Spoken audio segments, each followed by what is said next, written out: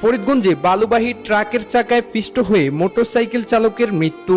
মোহাম্মদ ইয়াসিন পালোয়ানের প্রতিবেদনে বিস্তারিত দেখুন ডেস্ক রিপোর্টে। চাঁদপুরের ফরিদগঞ্জে মোটরসাইকেল থেকে ছিটকে পড়ে বালুবাহী ট্রাকের চাকায় পিষ্ট হয়ে আল আমিন মজুমদার নামে এক মোটরসাইকেল চালকের মর্মান্তিক মৃত্যু হয়েছে। মঙ্গলবার ৯ জুন দুপুর ১২টার দিকে উপজেলার ভাটিয়ালপুর চৌরাস্তা এলাকায় এ দুর্ঘটনা ঘটে। নিহত আল আমিন মজুমদার উপজেলার ৯ নং গোবিন্দপুর উত্তর ইউনিয়নের পশ্চিম চাঁদপুর গ্রামের মজুমদার বাড়ির আমিনুল হক মজুমদারের ছেলে। স্থানীয় সূত্রে জানা যায়, মঙ্গলবার সকালে ব্যক্তিগত কাজে ফরিদগঞ্জ বাজারে যান আল আমিন। কাজ শেষে মোটরসাইকেল যোগে বাড়ি ফেরার পথে ভাটিয়ালপুর চৌরাস্তা এলাকায় পৌঁছালে তিনি মোটরসাইকেলের নিয়ন্ত্রণ হারিয়ে সড়কে ছিটকে পড়েন।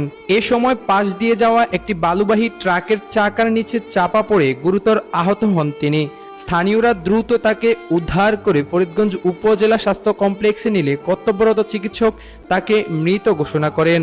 এই জায়গায় গাড়ি বের করে ডান দিকে লোকটা পড়ে গেছে, পড়ে যে টাকের পিছে চাকার তলে বেটা যে পড়ে আছে, সাথে সাথে বাইরে মাথা ফাইটে রক্ত পড়ে গেছে। আমি দূরে ছিলাম, দূর থেকে দৌড়ে আইসা দেখি যে ওরা পড়ে আছে।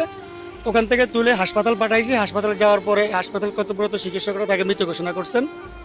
তো মূল ঘটনা সরাসরি আমি দেখি না, আমি দূর থেকে দেখছি আর কি। দুর্ঘটনার খবর পেয়ে পুলিশ ঘটনাস্থলে পৌঁছে প্রয়োজনীয় আইনগত কার্যক্রম সম্পূর্ণ করে।